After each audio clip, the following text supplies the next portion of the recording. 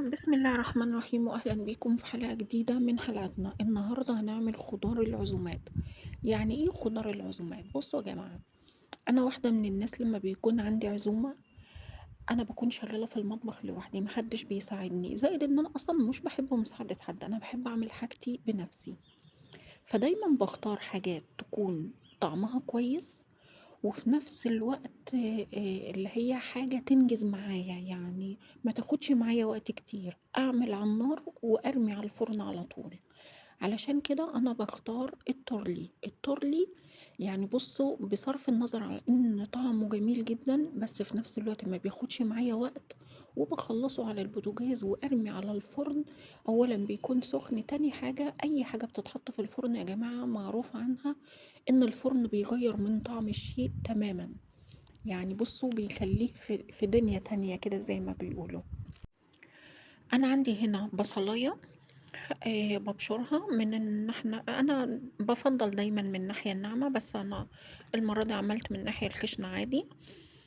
وبعد كده أحُط عليها شوية زيت بسيطين خالص، ما نكتّرش الزيت علشان الكوليسترول والحاجات اللي زي كده.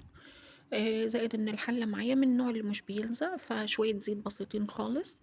بعد كده لمّا بتتحمّر باحُط عليهم كيس رُز مع كيس بسلة مع جزر. كيس البسلة والجزر دول أنا مخزناهم عندي بقالهم دلوقتي سنة، وما شاء الله محتفظين بلونهم. وبمجرد ما بحط البسلة بحط عليها معلقة صغيرة من السكر. بصوا، معلقة السكر دي مهمة جدا للبسلة.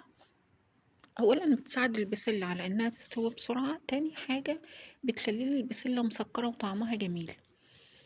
هنا لما البسلة تستوي بقوم أجيب حبيتين من الكوسة وحبيتين من البطاطس. الكوسة بقطعها شرايح زي ما انتوا شايفين كده، والبطاطس بقطعها مكعبات صغيرة. يعني رجاء التقطيع يكون حاجات صغيرة كده بسيطة علشان ما تضايقش اللي بياكل. انا وانا شغالة اكتشفت ان انا ما عنديش كوسة، كنت عاملة قبلها بيومين محشي، فما كانش عندي كوسة كتير، بس انا لو عندي كوسة بزيادة كنت هزود الكوسة شوية.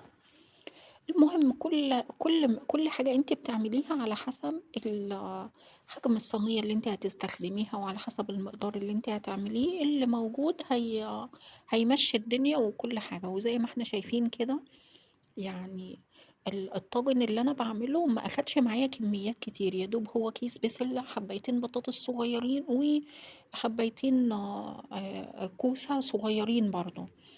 ما شاء الله البسلة عندي هنا استوت، ما بتاخدش وقت خالص في السوا. ببدأ ان انا انزل بالكوسة والبطاطس الاتنين مع بعض.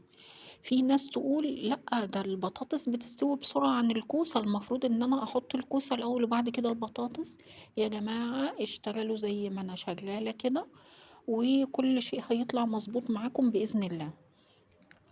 بعد ما بحطهم قبل الصلصة. ليه بحطهم قبل الصلصة؟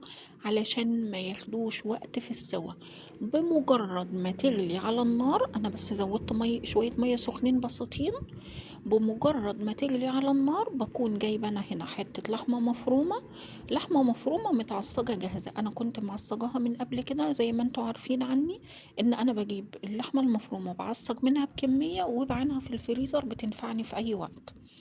بعد كده بحط الملح والبهارات. البهارات بتاعتنا اللي هي بهارات الخضار اللي احنا كنا عاملينها قبل كده مع بعض، اللي هي عبارة عن كزبرة وشطة وكمون مطحونين طبعا.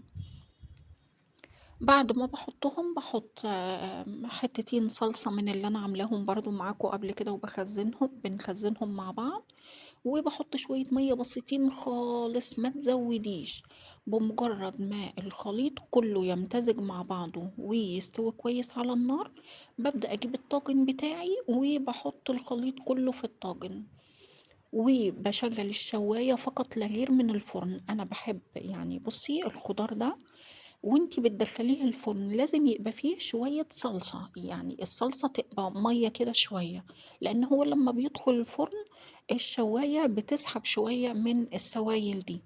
بعد كده لما بيدخل الفرن وبياخد وش، شايفين الجمال؟ مش عايزة أقول لكم والله بناكله كده بالمعلقة، يعني بناكله كده لوحده من كتر الجمال، واللحمة المفرومة فيه بتخليه روعة. لو الفيديو عجبكم ما تنسوش تدعموني.